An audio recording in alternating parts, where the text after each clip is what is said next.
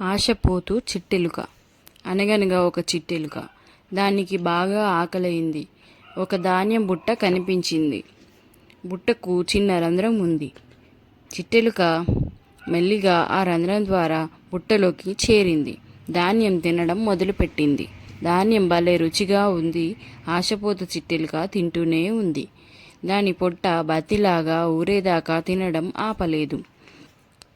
తిన్న తర్వాత మళ్ళీ ఆ చిన్న రంధ్రం గుండా బయటకి రావాలని ప్రయత్నించింది.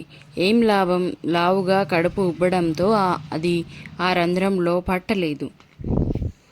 చిట్టెలుకకు భయం వేసింది. బయటకు ఎలా రావాలో తెలియలేదు. దాన్ని గట్టిగా కిచకిచలాడడం మొదలుపెట్టింది. ఆ సమయంలో ఉడత అటుగా వెళ్తూ ఉంది.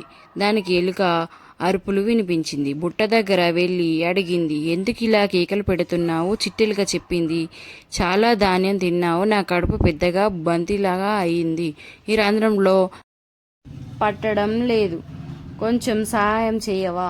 ఉడత చిట్టెలుకతో ఇలా అంది, భయపడాల్సిన అవసరం ఏమీ లేదు. కొద్ది రోజులు బుట్టలోనే ఉండి ఏమీ తినకుండా ఉండు, చిక్కిపోతావు. అప్పుడు తేలికగా బయటకు రావచ్చు.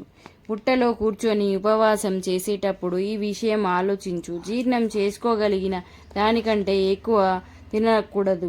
అవసరమైతే దానికంటే ఎక్కువ ఆశించకూడదు.